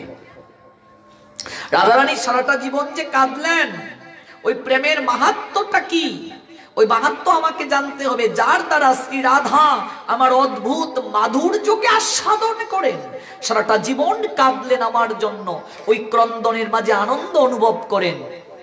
এই ভালোবাসাটা কি, ওই প্রেমের মাঝে এমন কি শক্তি আছে যে শক্তির কারণে রাধারানী 100 বছর ক্রন্দন করেও আমার জন্য প্রতিজ্ঞার প্রহর গুনল, আমার জন্য পথ চেয়ে রইল। কি আছে এই প্রেমের মাঝে? ওই প্রেমটা আমাকে উপলব্ধি করতে হবে।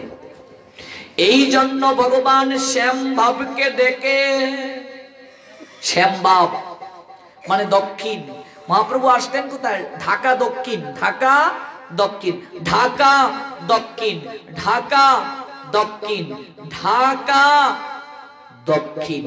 জমের দরজা হচ্ছে দক্ষিণ, দক্ষিণ দিকে হচ্ছে জমের দুয়ার।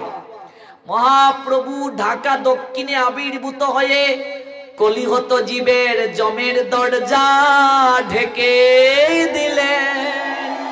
ঢাকা দক্ষিণ, ঢাকা দক্ষিণ। যারা গৌর হরির নাম করবে, যারা কৃষ্ণ নাম করবে, তাদের জমের দরজা ঢাকা।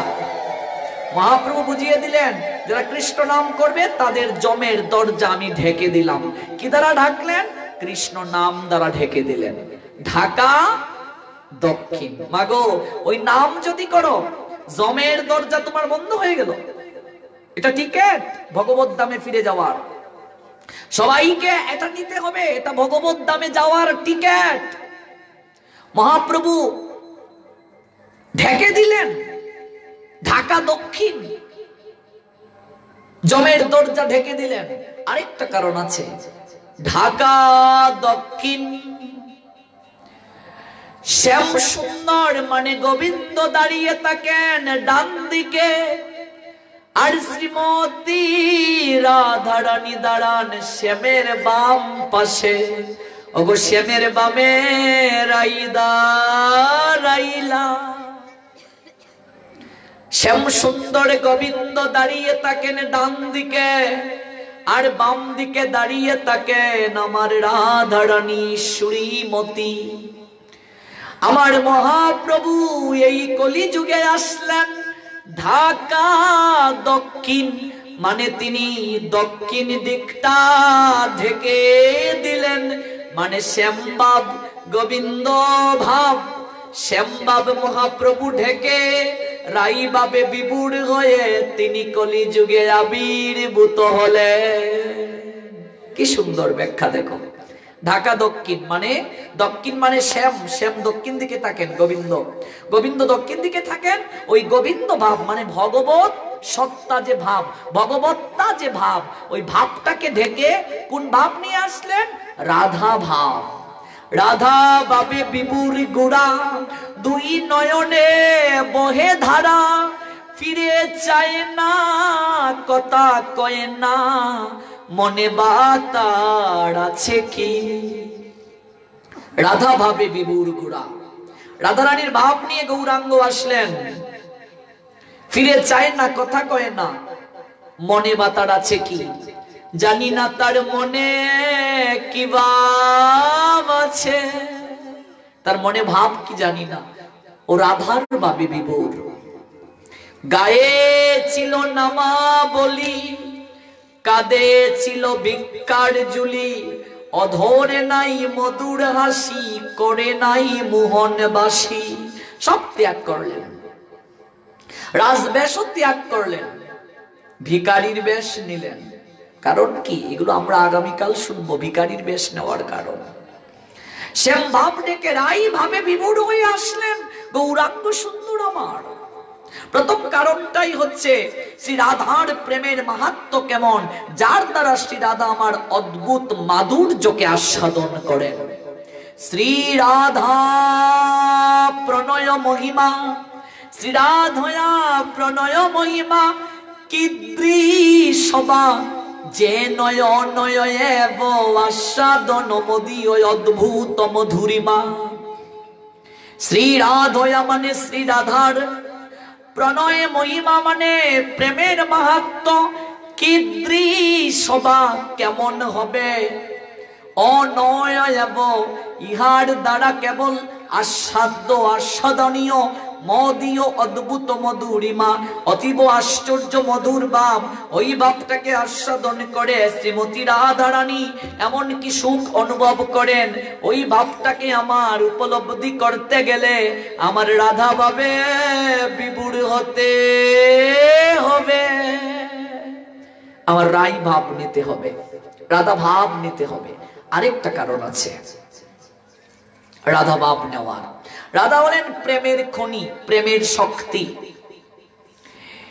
এই কলিহত জীব আমরা, আমাদের আয়ু কম, আমাদের বুদ্ধি কম, অল্প আয়ু, জুনিগত মন, কামনা আমাদের পা থেকে মাথা পর্যন্ত জর্জরিত।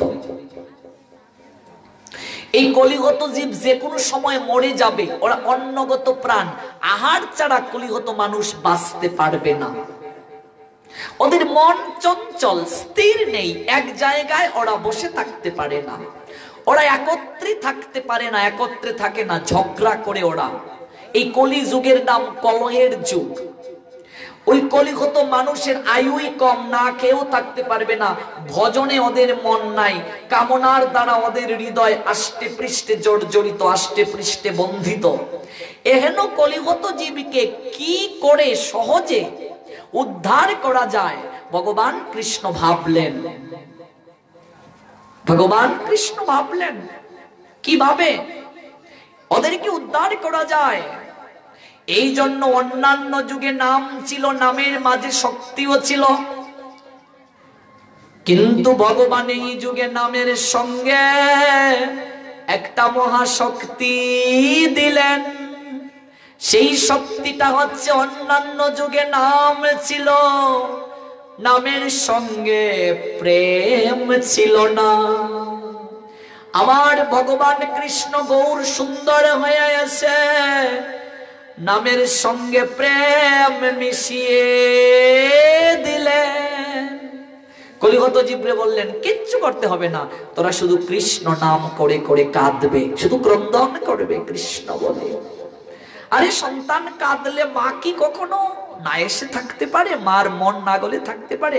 সন্তান কাঁদলে বাবার মন না গলে থাকতে পারে? শুধু কৃষ্ণ বলে কাঁদবে, দেখবে কৃষ্ণ স্বয়ং দৌড়ে তোদের কাছে আসবে।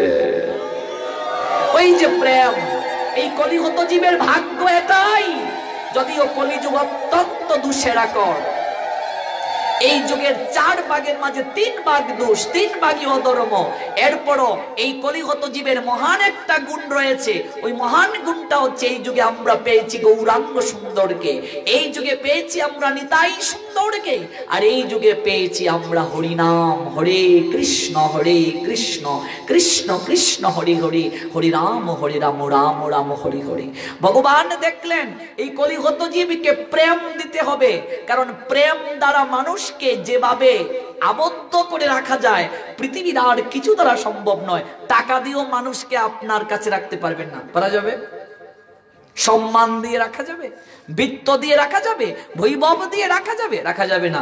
কিন্তু প্রেম দ্বারা খুব সহজে আকৃষ্ট করে আপনার কাছে রাখা যাবে।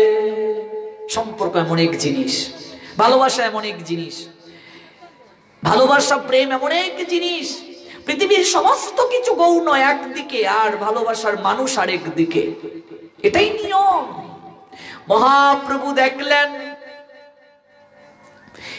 কৃষ্ণ তিনিই তো মহাপ্রভু। মহাপ্রভু কলিহত জীবের দুঃখ দুর্দশা দেখেই তো এই প্রেম বিতরণ করলেন। কিন্তু কৃষ্ণ তখনই অনুভব করলেন এই সামনে যে আগত যুগ, যে কলিযুগ, সামনে আগত যে যুগ, এই কলিযুগের মানুষকে যদি উদ্ধারের পথ দেখাতে হয় তাহলে তাদেরকে প্রেম ধন দান করতে হবে।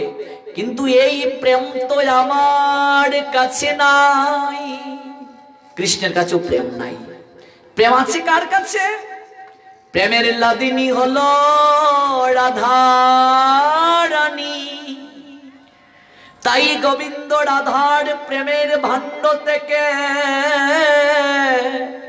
প্রেম ধনটাকে চুরি করলেন, নিজের ওই প্রেম ভাবে বিভুরে আসলেন প্রেমের ভাণ্ড নিয়ে। প্রেমের ভাণ্ড নিয়ে স্বয়ং কৃষ্ণ গৌরাঙ্গ হয়ে আসলেন। জাতের বিচার করলেন না, কোন জাতপাত দেখলেন না। মহাপ্রভু আসার আগে এইভাবে একসঙ্গে বসার অধিকার ছিল না। উঁচু নিচু ভেদাভেদ ছিল, বড় ছোট ভেদাভেদ ছিল। মহাপ্রভু এসে সবাইকে একই কাতারে বসাইলেন, দেখিয়ে দিলেন যেই বোঝে সেই বড় অভক্ত হীনচার। ওরে কৃষ্ণ ভজনে নাই জাতি কুলাদি বিচার, কোন কুল জাতির বিচার নাই। ওরে মুচির কুলেও সূচি হয় রে, ব্রাহ্মণ হয়ে চণ্ডাল, আরে কর্মযুগে রাখাল হয়ে কৃষ্ণ বলরাম। ওরে স্বর্গ মর্ত পাতাল জয়ী দশমুণ্ড যার, সেই লঙ্কেশ্বরের পতন হয়েছিল কেবল করেছিল অহংকার। তাই জাতের বড়াই করিও না। মহাপ্রভুর প্রথম শিক্ষা, জাতের বড়াই করবে না, বংশের মর্যাদা করবে না, করলেই পতন হবে। জাতের বড়াই করবে না। স্বর্গ মর্ত পাতাল জয়ী দশমুণ্ড যার, সেই লঙ্কেশ্বরেরও পতন হইল করেছিল অহংকার। এবার বলছেন আমরা মিছে বড়াই করি ভবে, ভবে ভবে আমরা মিছে বড়াই করছি, কিন্তু ভাবছি না কেবল দুদিনের সংসার। এই 2 দিনের সংসারে এত বংশের মর্যাদা করারই কি আছে? পাণ্ডিত্যের অহংকার করারই কি আছে? রূপের গর্ব করারই কি আছে? কিছুই নাই। রাত্রে ঘুমালে চোখটা করলে সকাল, নইলে তোমার জীবনে পরকাল। কিসের আছে অহংকার? সবাইকে এক কাতারে বসাইলেন গৌরাঙ্গ সুন্দর আমার। মহাপ্রভু আসার আগে ব্রাহ্মণ চণ্ডাল কখনো কুলাকুলি করে নাই, এক জায়গায় বসে নাই। মহাপ্রভু এসে ব্রাহ্মণ চণ্ডাল উভয়কে কুলাকুলি করালেন, একসঙ্গে বসালেন। এই মধুর লীলা জগৎ জীবার কোনোদিন দেখে নাই, দেখে নাই। তবে সদাচারী ব্রাহ্মণ যারা, অবশ্যই মহাপ্রভু তাদেরকে শ্রেষ্ঠত্বের মর্যাদা দিয়েছেন, নিজেও মহাপ্রভু তাদেরকে সেবা করেছেন। সম্মান, ব্রাহ্মণ তো পূজনীয়, নিশ্চয়ই সম্মান দিয়েছেন, শ্রদ্ধা দিয়েছেন। সদাচারী যারা, একই কাতারে সবাইকে বসালেন মহাপ্রভু, একই কাতারে। দেখেছো কি মনো ব্রাহ্মণ চণ্ডালে করে কুলাকুলি, আমার গৌর আসিল একই কাতারে বসাইল। আহা কি মধুর রঙ্গ, ওরে এমন রঙ্গ আর দেখি না রে। কি সুন্দর আচার্যগণ এগুলো ব্যাখ্যা করে গেলেন। মহাপ্রভু আসার আগে ছিল না। মহাপ্রভু আসার আগে জাতপাতের কারণে মানুষ নিজের ধর্ম ত্যাগ করে অন্য ধর্মে চলতে শুরু করেছিল। মহাপ্রভু এসে সবাইকে এক প্রেমের পতাকা তলে আশ্রয় দিলেন। সেই প্রেমটা কি? মহাপ্রভুর প্রেমটা কি? কৃষ্ণ প্রেম। নিজে কৃষ্ণ হয়ে তিনি শিক্ষা দিচ্ছেন। কারণ কি? ভগবান হয়ে আচরণ করছেন যেন জগৎ জীব গ্রহণ করে। কারণ আচরণ না করলে জগৎ গ্রহণ করবে না। আপনি আচরে প্রভু জীবেরে শেখায়, আপনি না আচরিলে জীবকে শেখানো না যায়। নিজে আচরণ করে মহাপ্রভু শিক্ষা দিচ্ছেন।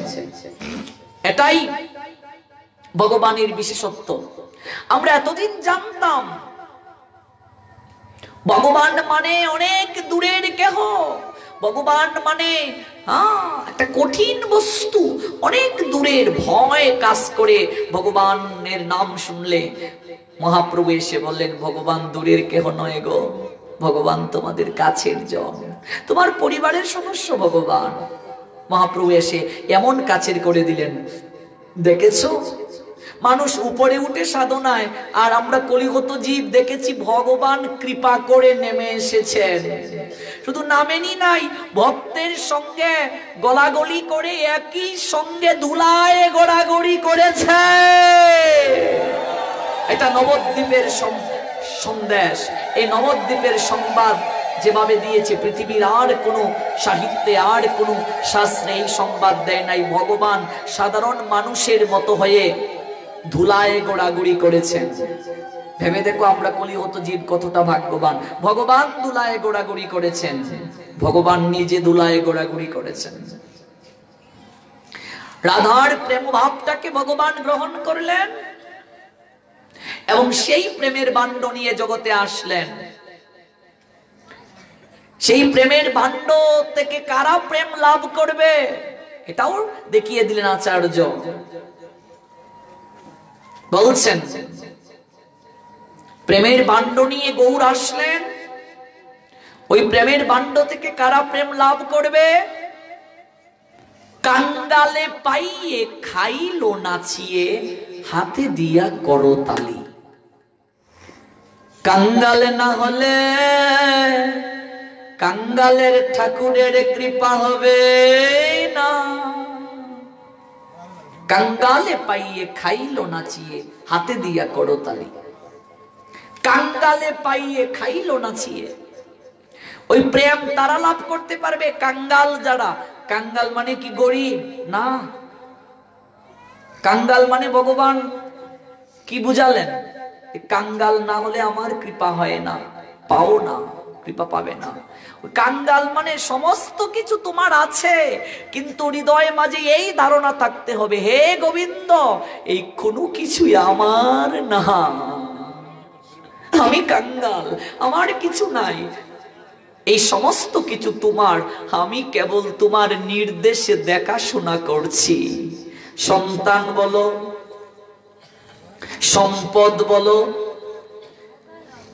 অট্টালিকা বলো, এই কোনো কিছু আমার না, সব তোমার, আমি কেবল এগুলো দেখাশোনা করছি। এই যে ভাব, কাঙ্গালে পাইয়ে খাইলো নাচিয়ে। আর যাদের মাঝে অহংকার, আমিত্ব, আহাজারি, তারা কখনো গৌরাঙ্গ সুন্দরের কৃপা পায় নাই। এটা নবদ্বীপের লীলা, যখন চৈতন্য চরিতামৃত পড়বে সমস্ত কিছু আছে। উচ্চ বর্ণের যারা, তারা মহাপ্রভুর কৃপা পায় নাই। কাঙ্গাল না হলে হবে না, অহংবোধ পাণ্ডিত্যের অহংকার থাকলে হবে না। এই জন্য মহাপ্রভু বলে দিলেন কৃষ্ণ প্রেম ধন বিনা ব্যর্থ দরিদ্র জীবন। এই জগতের বুকে দরিদ্র তারা, এই জগতের বুকে গরিব তারা। কারা? যাদের টাকা পয়সা নাই। মহাপ্রভু বলছেন না, যারা কৃষ্ণ প্রেম লাভ করতে পারে নাই তারা গরিব দরিদ্র তারা। কৃষ্ণ প্রেম ধন বিনা ব্যর্থ দরিদ্র জীবন, দাস করি বেতন মুরে দেহ প্রেম ধন। মহাপ্রভু নিজে ভিক্ষা করছেন সেই প্রেম ধন। এগুলো আগামীকালের জন্য আমরা রাখছি। আমরা একটা বিষয় পেলাম, রাধার প্রেমের মাহাত্ম্যটা কেমন হবে, যার দ্বারা শ্রী রাধা আমার অদ্ভুত মাধুর্য আস্বাদন করেন। সেই মাধুর্যই বা কিরূপ? প্রথম হচ্ছে রাধার প্রেমের মাহাত্ম্য কেমন, প্রথম, এটা হচ্ছে 1 নম্বর। 2 নম্বর হচ্ছে শ্রী রাধা আমার অদ্ভুত মাধুর্য আস্বাদন করেন, সেই মাধুর্যটা কেমন আমাকে উপলব্ধি করতে হবে।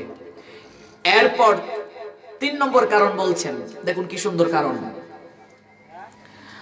শোকম কীদৃশম্বাইতি লুবা তদ্বাড্ড শচি গর্ভ সিন্ধৌ হারিন্দু সমজানি। আমার মাধুর্য আস্বাদন করে শ্রী রাধা যে সুখ অনুভব করেন, এই সুখটা কি তাও আমায় দেখতে হবে। মহাপ্রভু আসার পিছনে প্রধান 3টা কারণ কি, ভালো করে আবার জানুন। 1 নম্বর কারণ, শ্রী রাধার প্রেমের মাহাত্ম্য কেমন। 1 নম্বর কারণ কি, শ্রী রাধার প্রেমের মাহাত্ম্য কেমন। 2 নম্বর কারণ, সেই প্রেমের মাধুর্য কেমন, মানে প্রেমের মধুরিমাটা কেমন আস্বাদন করব আমি। 3 নম্বর, এই প্রেমে আপ্লুত হয়ে রাধারানী এমন কি সুখ পান, আমাকে ভালোবেসে রাধারানী এমন কি সুখ পান। এই 3টা কারণকে হৃদয়ে লালন করে শচী সিন্ধু গর্ভে স্বয়ং ভগবান কৃষ্ণ নিমাই হয়ে গৌরাঙ্গ হয়ে আবির্ভূত হলেন। স্বয়ং ভগবান ভক্তভাবকে অঙ্গীকার করে ব্রজলীলায় অনাস্বাদিত শ্রী রাধার প্রেমের মাহাত্ম্য আপন অদ্ভুত মাধুর্য সমাধুর্য আস্বাদনে রাধারানীর সুখের প্রতি প্রলুব্ধ হয়ে শচী দেবীর গর্ভরূপ সমুদ্রে আবির্ভূত হলেন। প্রেম বুভুক্ষু ভগবান শ্রীকৃষ্ণ স্বয়ং পূর্ণ হওয়া সত্ত্বেও প্রেম ধনে ধনী, প্রেমে বিলাসিনী, প্রেমে সেবিকা শ্রীমতী রাধিকার কাছে শিষ্য নট বা শিক্ষার্থী হলেন। শ্রীমতী রাধা রানীকে তিনি প্রেমের গুরু বললেন। প্রেমের গুরু রাধারানীর 2টা রূপ, একটা গুরু রূপ, একটা ভক্ত রূপ। গুরুতে গোবিন্দেরও গুরু তিনি, প্রেমের গুরু। দেখো প্রেমের শক্তি কি, সবাইকে বশীভূত করে ফেলে। তাই ব্রজলীলায় রাধারানীর সুদুর্লভ প্রেম সুখ কৃষ্ণ তখন আস্বাদন করতে পারেন নাই। সেই অভাবকে পূরণ করার জন্য আজ স্বয়ং কৃষ্ণ রাধা ভাব কান্তি নিয়ে পূর্ণ ভগবান, তবুও তিনি ভক্ত ভাব হৃদয়ে লালন করে গৌরাঙ্গ হলেন। এই জন্যই দেখুন বাসু ঘোষ বলছেন, যদি গৌর না হইত তবে কি হইত, কেমনে ধরিতাম দে। যদি গৌর না হইত তবে কি হইত, কেমনে ধরিতাম দে। রাধার মহিমা প্রেমর সীমা জগতে জানাত কে, বলিয়ে জগতে কে জানাতো, কে জানাতো বলো? রাধার মহিমা জগৎকে কে জানাতো? বলিয়ে জগতে কে জানাতো। রাধার মহিমা প্রেমর সীমা এ জগৎকে কে জানাতো। যদি গৌর না হইত তবে কি হইত, কেমনে ধরিতাম দে। যদি গৌর না হইত তবে কি হইত, কেমনে ধরিতাম দে।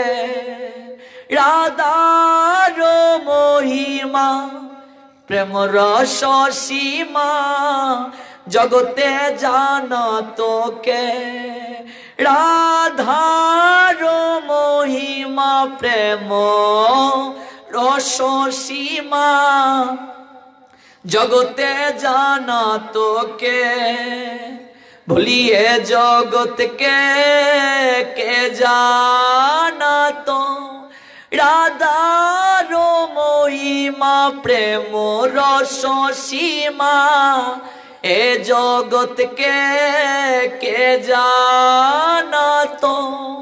আজ গৌরাঙ্গ সুন্দর, রাধা প্রেম ভাবে বিভুর তনু, রাধা ভাব নিয়ে আসলেন।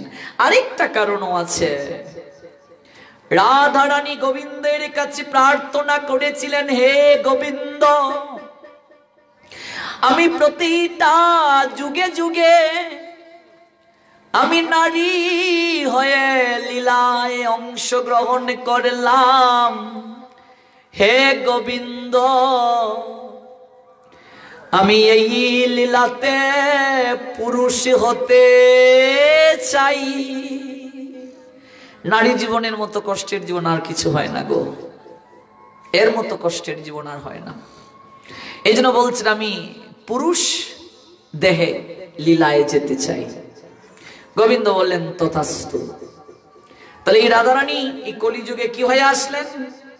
ওই রাধারানী আসলেন গদাধর পণ্ডিত হয়ে। পঞ্চতত্ত্বের মাঝে মহাপ্রভুকে দেখো, ব্রজের নিমাই, ওই কলিযুগে হলেন কে? ব্রজের কে? কানাই। ব্রজের কানাই কলিতে হলেন নিমাই, আর ব্রজের বলাই কলিতে হলেন নিতাই। অর্থাৎ স্বয়ং কৃষ্ণ মহাপ্রভু বা নিমাই হয়ে আসলেন। এই যে আমরা শ্রীকৃষ্ণ চৈতন্য বলি, তারই তো এক একটা নাম। মহাপ্রভুর নামে শ্রীকৃষ্ণ চৈতন্য, তার নামেই নিমাই, তার নামেই গৌর, তার নামেই গৌর সুন্দর, তার নামেই গৌর হরি, তার নামেই গুড়াচাঁদ, তার নামেই বিশ্বম্বর, তার নামেই গৌরাঙ্গ, এক এক নাম। তো মহাপ্রভু শ্রীকৃষ্ণ চৈতন্য অর্থাৎ ব্রজের কানাই কলিতে হলেন নিমাই। পঞ্চতত্ত্বের মাঝে আমরা যে শ্রীকৃষ্ণ চৈতন্য মহাপ্রভুকে দেখি, তিনি হলেন স্বয়ং কৃষ্ণ